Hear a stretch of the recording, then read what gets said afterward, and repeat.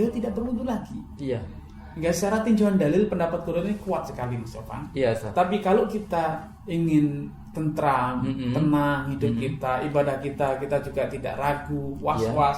Nanti jangan-jangan ketemu ustadz lain berbeda lagi jawabannya, kita was-was. Iya, Ustaz. Dalam menyikapi masalah-masalah yang terjadi kontroversi seperti ini, para ulama menggariskan satu kaidah, yustahabul khuruj minal khilaf.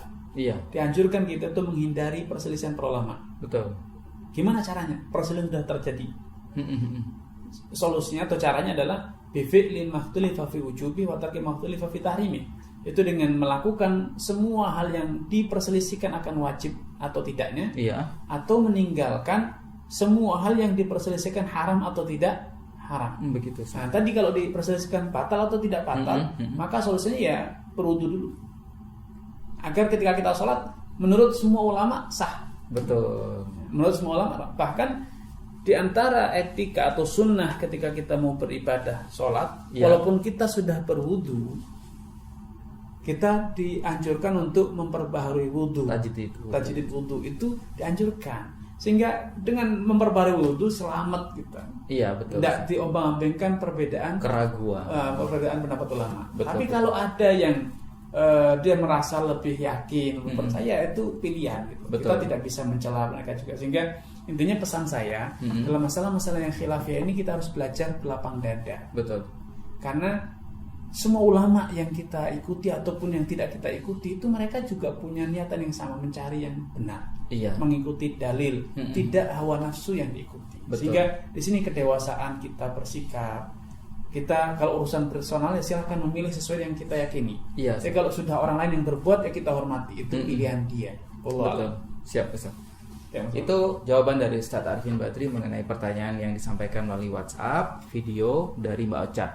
Ada pertanyaan lagi, Ustadz, tapi berupa teks. Yang intinya seperti ini, Ustadz ya. Langsung saya contohkan saja terkait tentang modal, Ustadz. Terkait tentang modal. Dalam contoh kasusnya seperti ini misalnya, Ustadz ya. Saya ingin menjalankan sebuah usaha, mengajak antum untuk berinvestasi. Dari 100% modal yang dibutuhkan, saya ini mampu mengakomodir 100% keuntungan sebenarnya, Ustaz. Tapi karena saya ingin bekerja sama dengan antum, Ustaz, saya ajak untuk berinvestasi juga. Tapi modal di sini kita sepakati bersama bahwasanya saya 60%, Ustadz Arifin Badri 40%. Namun karena saya punya kemampuan untuk mencukupi modal ini 100%, modal yang seharusnya Ustadz Arifin Badri setorkan 40% itu akadnya hutang gitu, Ustadz ya. Ya, jadi berarti saya tidak keluar apa-apa, tapi semua modal dari Mas Ovan saya dihutangi. Betul, ada gitu. Akad antara saya dan Ustadz Arifin Badri. Ustadz, modalnya di sini sepakati saya 60%, antum 40%, Ustadz. Seperti itu. Bagaimana, Ustadz? Ya. Kalau memang konteksnya seperti itu ya, ini ada dua kemungkinan. Artinya saya ikut share modal dong gitu, misalnya kan. Tapi saya tidak ada uang tunai. Mas Sofan utangi. Nanti kalau sudah untung, potong dari bagian share saya, keuntungan saya. Saya cicil atau sekali bayar. Atau bisa jadi nanti kalau saya sudah dapat uang dari pembayaran jual tanah, saya bayar kayak gitu. Nah, sehingga ini ada beberapa kemungkinan. Kemungkinan pertama, kita kerja sama bareng. Betul. Ya, kita kerja sama bareng sehingga usaha ini kita jalani berdua. Dalam ini kondisi pertama. Kondisi kedua, saya tidak ikut kerja. Tapi saya jadi akhirnya punya saham di situ, di usaha itu. Yang jalan tetap aja Mas Sofan. Mas Sofan ngutangi, modal, padahal Mas Sofan bisa jalan sendiri. Betul. Tapi saya utangi dah 40% untuk antum usaha ini. Kalau untung nanti dapat. Ini kemungkinan kedua. Kemungkinan ketiga sebaliknya. Modal saya semua, Mas Sofan yang kerja. Ini Mas Sofan 100% modal dari saya, tapi enggak apa-apa deh, 40%-nya utang Mas Sofan sebagai store modal. Mas Sofan yang kerja. Betul. Kemungkinan ketiga seperti itu. Sehingga modal sepenuhnya dari saya tetap duduk di rumah manis, tidak ikut kerja, tapi dari Mas Sofan. Tapi Mas Sofan di sini bukan sekedar bekerja, tapi juga sebagai pengelola dan pemodal. Nah, kalau yang terjadi itu kemungkinan pertama bahwa saya betul-betul tidak ikut kerja, tapi saya diutangi, nanti dapat bagi hasil. Tapi kalau rugi saya juga gentle, ikut menanggung kerugian. Maka ini betul-betul sosial ya. Menolong itu tidak masalah seperti itu. Karena sebetulnya masalah bisa jalan sendiri, tapi karena saya tidak apa-apa saya utangi. Asalkan itu tidak dijadikan sebagai rekayasa akal-akalan untuk modus ya. Kalau sudah bisnis sudah bakal rugi nih, tapi tidak bisa ditinggalkan sekadung tanda tangan proyek.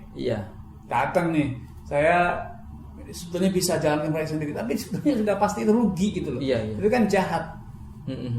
Harusnya kita jujur, ini betul-betul proyek yang prospek.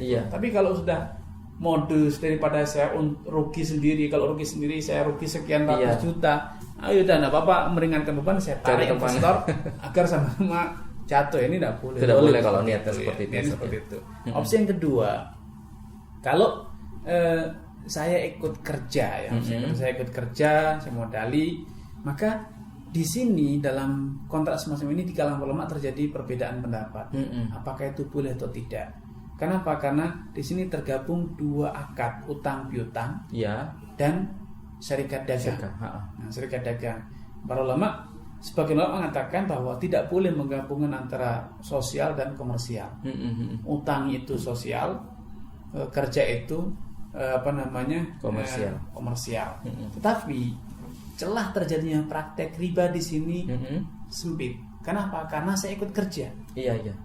Pasti saya tidak mau dong diutangi tapi kemudian potensi usahanya buruk, misalnya prospeknya buruk, atau kemudian pembagian hasilnya tidak adil, misalnya tidak sesuai persentase, itu tidak mau. Saya juga berkeringat di sini. Kalau itu kondisi yang kedua ini, insya Allah tidak masalah, karena saya ikut kerja, masukan kerja. Yang ketiga, ketika tadi saya saya modali 100% masukan yang kerja, tapi saya juga ngasihkan sekian persen itu modal untuk masukan sebagai piutang. Maka ini selama tidak jadi modus, insya Allah boleh. Seperti yang kondisi yang pertama selama bukan jadi modus. Ketika saya sudah komitmen proyek, saya serahkan aja masukan yang ngerjain. Paling sudah kemungkinan besar rugi. Itu tidak boleh ya, karena ini jelas-jelas jahat, kita niat jahat. Kalau ini betul-betul usaha yang prospek, bahkan ide bisnisnya itu dari pengusahanya. Ini saya itu punya bisnis, saya tidak bisa jalanin. Silakan proyek ini diambil, saya ngerjakan, saya dikasih upah saja atau bagi hasilnya saja. Tapi ketika kita fair ya, saya lihat bahwa ini prospek bagus. Ide bisnis yang menjiwai bisnis ini Mas Ovan, yang dapat proyek ini Mas Ovan. Kemudian saya dikasih begitu saja. Saya juga bukan orang yang tamak misalnya gitu kan. Udah Mas Ovan tetap yang jalankan. Usaha ini kita share saja, modalnya saya utangi. Nanti kalau sudah selesai kita bagi hasil dan Mas Ovan bayar utang ke saya. Maka insya Allah modal itu boleh, karena Mas Ovan kemungkinan besar juga tidak ada niat jahat di situ. Sehingga catatannya selama bukan modus, bukan modus, maka insya Allah boleh. Baik pemerhati Prosalina, itu tadi diskusi kita, bincang-bincangan kita di Dialog Pakar Islam kali ini, dan saya ingin sampaikan bahwasanya Dialog Pakar Islam ini didukung juga oleh Grand Amani di Srikoyo dan juga ada di Kaliurang lokasinya. Tersedia ada 33 unit di Srikoyo dan 23 unit di Kaliurang. Mulai dari harga 72 juta sampai 82 juta 500 saja. Info lebih lengkap Anda bisa hubungi Kiki di 081 130 1016. Grand Amani, Muslim Ideal Living, investasi berkah menguntungkan. Baik pemerhati Prosalina, Ustadz Arifin Badri, alhamdulillah kita sudah sampai di penghujung acara di Dialog Pakar Islam. Mudah-mudahan berkah, mudah-mudahan bermanfaat untuk pemerhati Prosalina juga, dan mudah-mudahan kita kembali Allah pertemukan di edisi yang akan datang. Closing statement Ustadz sebagai rangkuman diskusi kita kali ini.